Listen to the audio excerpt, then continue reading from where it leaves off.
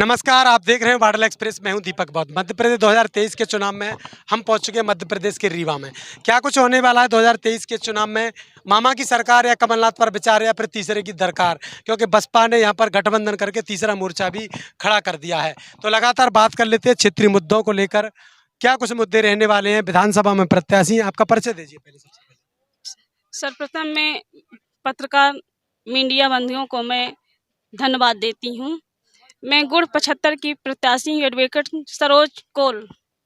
2023 के चुनाव में खासकर आदिवासी क्षेत्र है, क्या कुछ रहेगा? यहाँ बड़े बड़े आदिवासियों के साथ बड़े बड़े घटनाएं होती हैं, उन पर क्या फोकस रहेगा?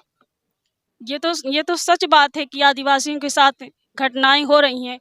आप देख लीजिए, सीधी जिला में भाई दशमत कौल के ऊपर कृत जैसे कांड हुआ। आप मणिपुर की घटना को देख लीजिए, महिलाओं के साथ अन्याय अत्याचार हुआ। इसमें सरकार कोई जवाब नहीं ले रही है। ये सरकार तो बोलती है कि हमने तो उनके पैर धुल लिए, उनसे माफी मांग ली तो मामला शांत हो गया, क्या कहेंगे? पैर धुलने से कोई वो नहीं मिल जाता है कि किसी को नहवा दे तो उसका पाप दंड धुल जाता है। ये कोई नहीं है, सब दिखावा है।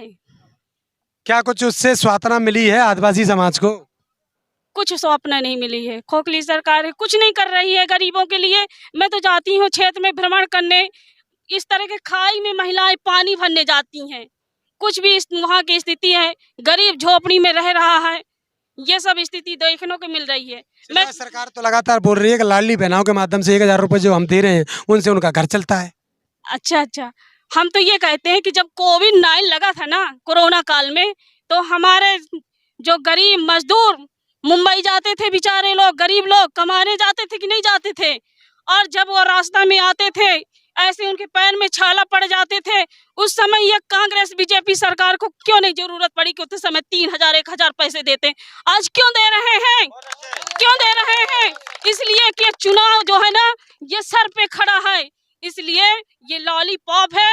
सबकी वोट लेना चाहती सरकार, अब ये नहीं चलेगा। ये जो है ना, बहुजन समाज पार्टी आएगी जब सरकार, तब गरीबों की सब स्थिति को बहन जी करेंगी। लगातार शिवराज सरकार बोल रही है कि हमने आदिवासियों का स्पेशल भर्ती अभियान निकालकर उनकी भर्ती की है, आप क्या मानती हैं? अरे कुछ नहीं है, सब दिखावा है जो आप बोल रहे हैं। ये तो जनता देख रही है और जनता ही निर्णय करेगी हमारे लिए क्या कांग्रेस बीजेपी सरकार करी। हमको तो 2023 का चुनाव है, अगर आप उस सीट से जीत कर आती हैं तो क्या कुछ मुद्दों को लेकर आएंगी क्षेत्र में?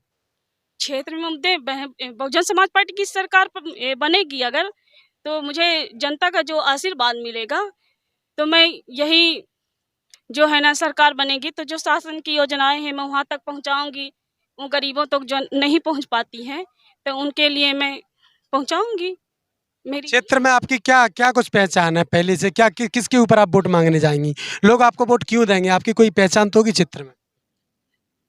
मैं तो 2013 से इस मिशन मूवमेंट को बढ़ाने में लगी हुई हूँ और मुझे जनता देखती है, जनता का वर्चस्व कि अगर मुझे जनता आशीर्वाद देती है तो ये जनता ही निर्णय करेगी। जो बस आप इससे पहले भी कोई चुनाव लड़ी? जिला पंचायत का भी चुनाव लड़ी थी 11 वार्ड से। मुझे वहाँ जनरल सीट से 5000 वोट भी मिले थे। वहाँ मुझे जनता का इतना प्रेम स्नेह में मिला और विधानसभा में मिलेगा। इस बार जनता रू रू हो रही है कि हम हाथी के सामने वाली बटन दबाकर और ये भोपाल को हाथ पहुँचाएंगे। आदिवासी समाज जल्दी से जल्दी गुमराह हो जाता है कच्ची पक्की दारू में, आप कैसे रोक पाएंगे? ऐसा कोई बात नहीं है। मेरा समाज मेरा समाज पढ़ा लिखा शिक्षित समाज है। ऐसा नहीं है, गरीब तो है, लेकिन शिक्षा के क्षेत्र में जहाँ कमजोरी आई तो मैं शिक्षा के भी लड़ूंगी। और जो युवक बेरोजगार हैं, ये बीजेपी सरकार उनके लिए ना कुछ नौकरी दे रही है। इतनी पढ़ी लेकर डिग्री लेकर घूम रहे, कोई पूछने वाला नहीं है। बहन जी की सरकार बनेगी तो उनको नौकरी दिलवाएंगे। बीजेपी कांग्रेस की सरकार में क्या आदिवासी समाज का कहीं शिक्षा स्तर बढ़ा है? थोड़ा बहुत? कुछ भी शिक्षा स्तर नहीं। आप देख लीजिए सरकारी स्कूल में, देख लीजिए सरकारी स्कूल की बात करें तो वो तो ये बोलते हैं हम पढ़ाई तो दे रहे हैं, साथ में खाना भी दे रहे हैं खाने के लिए। हमें नहीं चाहिए, हमें शिक्षा चाहिए, खाना नहीं चाहिए। हम लोग शिक्षित हो जाएंगे तो हमारा परिवार जो हमारा परिवार है सुखी रहेगा, पल जाएगा। हमको कुछ ना चाहिए।